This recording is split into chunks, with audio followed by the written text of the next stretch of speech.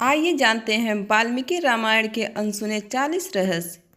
Number 1, Ram और उनके भाइयों के जन्म से पहले राजा दशरथ और उनकी पहली पत्नी कौशल्या की शांता नाम की एक बेटी थी।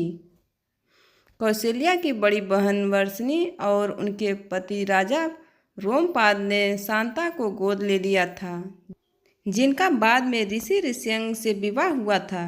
नंबर 2, रामायण के प्रत्येक 1000 श्लोकों के बाद पहला अक्षर गायत्री मंत्र बनता है। यह मंत्र प्रतीकात्मक रूप से महाकाव्य रामायण का सार है। गायत्री मंत्र का उल्लेख सबसे पहले सबसे पुराने वेदों में से एक ऋग्वेद में मिलता है। मूल वाल्मीकि रामायण में 24,000 श्लोक हैं।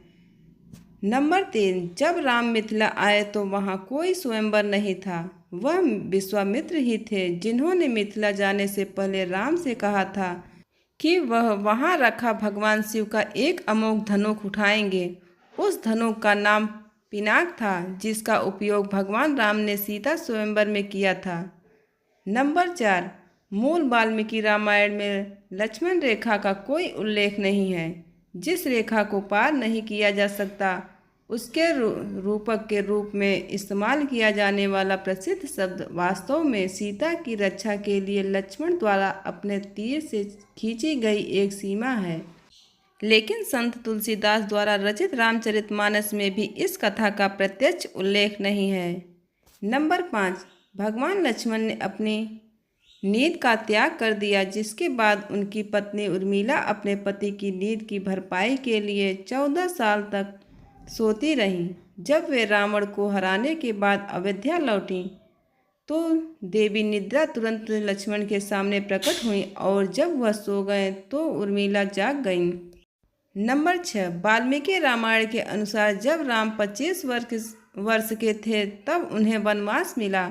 वह अयोध्या लौटे और 39 वर्ष की आयु में उनका राज्याभिषेक किया गया। राज्याभिषेक के बाद 30 वर्ष और 6 महीने तक शासन करने के बाद जब वह लगभग 70 वर्ष के थे तब राम ने राज्य छोड़ दिया। नंबर 7, वाल्मीकि रामायण में सीता को बचाने का प्रयास का श्रेय जटायु को नहीं बल्कि उनके पिता अरुण को दिया गया है।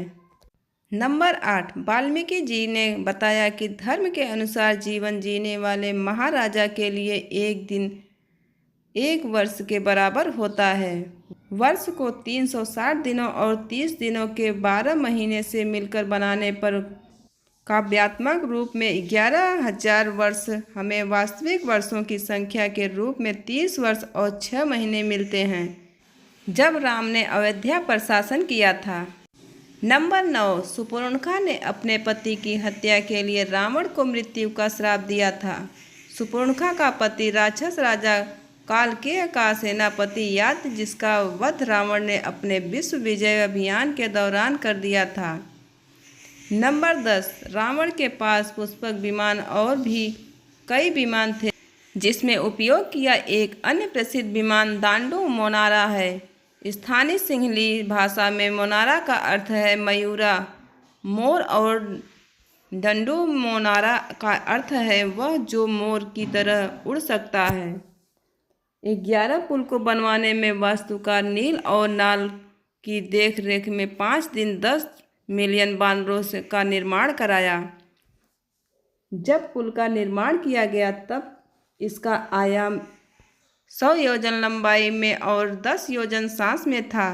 नंबर 12, वाल्मीकि के अनुसार कौशल्या ने कहा था, यदि तुम्हारे पिता ने ही तुम्हें निर्वासित किया है तो मैं उन्हें अस्वीकार कर सकती हूँ, क्योंकि तुम पुराने दिनों में रानियों को राजा के आदेश को पलटने का अधिकार था।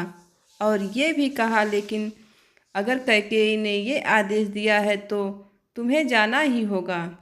निश्चित रूप से वह आपके सर्वोत्तम हित को ध्यान में रखेगी। नंबर 13, राम को ब्राह्मण रावण की हत्या का प्रायश्चित करना पड़ा, इसलिए अपने राज्याभिषेक के बाद वह एक विद्वान रावण को मारने का प्रायश्चित करने के लिए अपने भाई के साथ देवप्रयाग गए। देवप्रयाग भारत के उत्तरी भाग उत्तरांचल में है। नंबर 14, मंदोदरी रावण की पत्नी थी। वह महान वास्तुकार, गणितज्ञ, खगोल शास्त्री और कुशल इंजीनियर प्रसिद्ध मयासुर की बेटी थी। मंदोदरी को भारत की प्रतिष्ठित पंच कन्याओं में से एक माना जाता है। भारतीय परंपरा में 5 महिलाओं को उनके आदर्श जीवन के लिए पंच कन्या की उपाधि दी गई है। वे हैं अहिल्या, सीता, मंदोदरी, द्रौपदी और तारा। नंबर 15, महर्षि वाल्मीकि ने महाग्रंथ रामायण की रचना उत्तर प्रदेश के बिठूर कस्बे में गंगा जी के किनारे स्थित अपने आश्रम में की थी। ऐसा माना जाता है कि यह वही स्थान है जहां माता सीता ने समाधि ली थी और धरती में समा गई थी। नंबर 16, वाल्मीकि का यह महान महाकाव्य श्लोक नामक छंदबद्ध दोहों से बना है, जिसमें अनुष्टुप नामक एक जटिल छंद का प्रयोग किया गया है। इन छंदों को सर्ग नामक अलग अलग अध्यायों में समूहीकृत किया गया है, जिसमें किसी विशिष्ट घटना या आशय के बारे में बताया गया है। सर्गों को फिर से कांड नामक अध्यायों में वर्गीकृत किया गया है। नंबर 17, देवी लक्ष्मी स्वरूपा सीता को वैदेही के नाम से भी जाना जाता है। उन्हें वेदवती का अवतार भी माना जाता है, जिनसे रावण ने तपस्या के दौरान छेड़छाड़ करने की कोशिश की थी ताकि वह भगवान विष्णु की पत्नी बन सके। तब उन्होंने रावण को श्राप दिया कि वह अगले जन्म में उसके विनाश का कारण बनेगा। नंबर 18, राम के वनवास के दौरान लक्ष्मण कभी नहीं सोए। उन्होंने गुड़ाकेश के नाम से भी जाना जाता है, जिसका अर्थ है जिसके नींद को हरा दिया। नंबर 19, लक्ष्मण ने रावण के 3 पुत्रों का वध किया, जबकि उसके द्वारा मेघनाद का वध अत्यधिक प्रचलित है। रावण के अन्य पुत्र प्रहस्त और अतिकाय थे। नंबर 20, लक्ष्मण शत्रुघ्न के जुड़वा भाई थे। उनकी माता सुमित्रा थी। नंबर 21, जामवंत की रचना ब्रह्मा ने रावण के विरुद्ध संघर्ष में राम की सहायता के लिए की थी। रावण के साथ द्वंद्व युद्ध के दौरान उन्होंने रावण पर प्रहार किया और रावण बेहोश हो गया। उन्होंने हनुमान की उनकी शक्ति की भी याद दिलाई ताकि वे समुद्र पार कर लंका जा सकें। नंबर 22, बाली ने रावण को भी हराया था। एक बार रावण ने बाली को युद्ध के लिए बुलाया। उन्होंने रावण को अपनी पूंछ में पकड़ लिया और उसे संपूर्ण विश्व में घुमाया। विनम्र होकर रावण ने युद्ध विराम का आह्वान किया। नंबर 23, शत्रुघ्न को विष्णु के शंख का अवतार माना जाता है। शत्रुघ्न का विवाह राजा कुशलध्वज की पुत्री श्रुतिकृति से हुआ था। श्रुतिकृति राजा जनक की पुत्री सीता की चचेरी बहन थी। नंबर 24, शत्रुघ्न ने लवणासुर नामक राक्षस का वध किया, जो मधु का पुत्र था। ऐसा माना जाता है कि मधु वही स्थान है जहां आज मथुरा स्थित है। नंबर 25, भरत का जन्म विष्णु के पंचायुद्धों में सबसे प्रसिद्ध सुदर्शन चक्र से हुआ माना जाता है। भरत राजा जनक के भाई कुशलध्वज की बेटी मांडवी के पति थे और इस प्रकार सीता के चचेरे भाई थे, जो राम की पत्नी थी। उनके 2 पुत्र थे, तक्ष और पुष्क। इस प्रकार रामायण में सभी भाइयों की पत्नियां आपस में जुड़ी हुई थीं। नंबर 26, रावण के दादा पुलस्त थे, जो 7 महान ऋषियों या सप्तऋषियों में से एक थे। उनके पिता स्वयं एक महान ऋषि विश्रवा थे। रावण के ध्वज के चिन्ह पर वीणा का चित्र बना हुआ था। रावण ने एक बार शिव की स्तुति की गीत गाने के लिए एक संगीत वाद्य यंत्र बनाने के लिए अपना हाथ तोड़ दिया था। इसे रावण हत्या कहा जाता था। उनकी माता दैत्य के राजकुमारी थी। उनका नाम कैकसी था। कैकसी के पिता सुमानी थे। रावण आधा ब्राह्मण और आधा असुर था। नंबर 27, कैकसी के माता पिता सुमानी और केतमती ने विश्रवा की योग शक्तियों के बारे में सुना। वे विश्रवा को अपना दामाद बनाने चाहते थे ताकि उनकी शक्तियां बढ़ सके। उन्होंने विश्रवा और कैकसी की मुलाकात कराई। बाद में विश्रवा और कैकसी 5 बच्चे की माता बने: कुबेर, रावण, कुंभकर्ण, सुपर्णखा और विभीषण। नंबर 28 कुंभकर्ण को धर्मात्मा, बुद्धिमान और बहादुर माना जाता था, जिससे इंद्र उससे ईर्ष्या करते थे। अपने भाइयों रावण और विभीषण के साथ उन्होंने भगवान ब्रह्मा के लिए एक प्रमुख यज्ञ और तपस्या की। जब ब्रह्मा से वरदान मांगने का समय आया तो देवी सरस्वती ने उनकी जीभ को बांध दिया। इंद्र के अनुरोध पर कार्य करते हुए इसलिए इंद्र का आसन मांगने का बजाय उन्होंने निद्रासन सोने के लिए बिस्तर मांगा। नंबर 29 कुंभकर्ण के 2 पुत्र कुंभ और निकुंभ थे। वे राम के विरुद्ध युद्ध में लड़े और सारे मारे गए।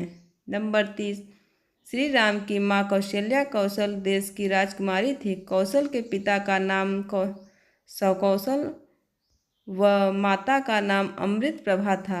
नंबर 31 वनवास के दौरान श्री राम ने कंबंध नामक एक श्रापित राक्षस का वध किया था।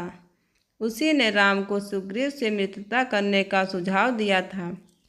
नंबर 32 रावण जब विश्व विजय पर निकला तो उसका युद्ध अयोध्या के राजा अनराग्य के साथ हुआ। जिस समय में रावण विजयी रहा, राजा अनराग वीर गति को प्राप्त हुए। उन्होंने मरते हुए श्राप दिया था कि तेरी मृत्यु कुल के लिए एक युवक द्वारा होगी। नंबर 33 हनुमान का मकरध्वज नाम का एक पुत्र था, जो रावण के सौतेले भाई पाताल लोक के शासक अहिरावण का वफादार सैनिक था। जब हनुमान अहिरावण द्वारा अपहरण कर लिए गए, राम और लक्ष्मण को बचाने गए तो मकरध्वज हनुमान जी से द्वंद्व युद्ध में हार गया। नंबर 34 अहिरावण का वध हनुमान जी ने किया था। फिर उन्होंने अपने पुत्र मकरध्वज को राजा बनाया और राम और लक्ष्मण के साथ चले गए। नंबर 35 राम ने इंद्र से उन सभी वानरों को जीवित करने का अनुरोध किया जिन्होंने युद्ध में अपनी जान गंवा दी थी। वे सभी बहादुर थे, अपनी ऊर्जा साबित कर रहे थे और उन्होंने अपनी मृत्यु को ध्यान में नहीं रखा। उन्होंने कठिन प्रयास किए और मर गए। हे इंद्र, उन्हें उनका जीवन लौटा दो। इसके बाद वे सभी वानर योद्धा मानो नींद से उठे हों और उनके सभी अंग घावों से पूरी तरह ठीक हो गए। सभी बंदर आश्चर्यचकित हो गए, एक दूसरे से कहने लगे, यह कौन सा चमत्कार है। नंबर 36 रावण का मूल नाम दशग्रीव था, जिसका अर्थ है 10 सिर वाला। शिव ने अपने पैर के अंगूठे से पर्वत को नीचे दबा दिया, जिससे दशग्रीव का हाथ कुचल गया। दशग्रीव ने पीड़ा में जोर से चीख निकाली, जिससे उसका नाम रावण पड़ गया, जिसका अर्थ है दहाड़ने वाला या चिल्लाने वाला। नंबर 37 शक्तिशाली राम के अलावा रावण 2 अन्य राजाओं से भी पराजित हुआ था। एक था वानर राज बलि और दूसरा था कीर्तिवीर्य अर्जुन, महेशमती का राजा, जिसे 1000 भुजाओं वाला भी कहा जाता था। नंबर 38 वाल्मीकि रामायण के अनुसार रावण को अनकंपन नाम के राक्षस ने राम के बारे में बताया था। वह उस युद्ध में जीवित बचा एकमात्र व्यक्ति था जिसमें राम ने 48 मिनट में रावण के 14,000 राक्षसों को मार डाला था, जिसमें उसके चचेरे भाई खर और दूसर भी शामिल थे।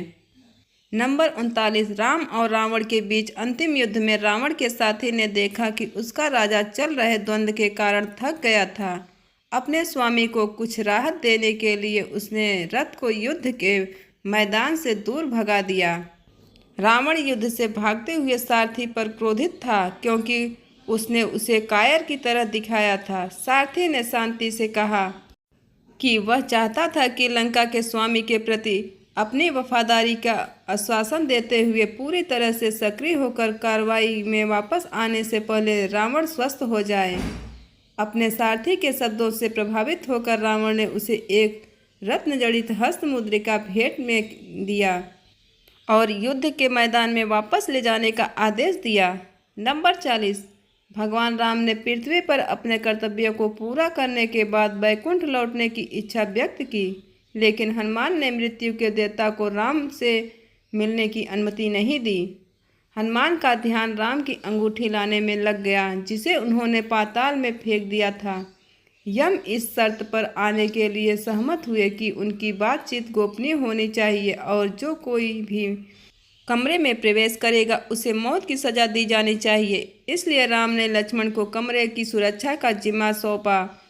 लेकिन ऋषि दुर्वासा राम से मिलने आए। प्रारंभ में लक्ष्मण ने विनम्रतापूर्वक मना कर दिया, लेकिन अयोध्या को श्राप से धमकी मिलने के बाद लक्ष्मण ने बैठक को बाधित करने का फैसला किया। राम के वचन को पूरा करने के लिए लक्ष्मण ने सरयू नदी के तट पर अपने प्राण त्याग दिए। राम की मृत्यु से पहले लक्ष्मण की मृत्यु हो गई, क्योंकि वह शेषनाग के अवतार थे। उन्हें विष्णु से पहले बैकुंठ लौटना पड़ा।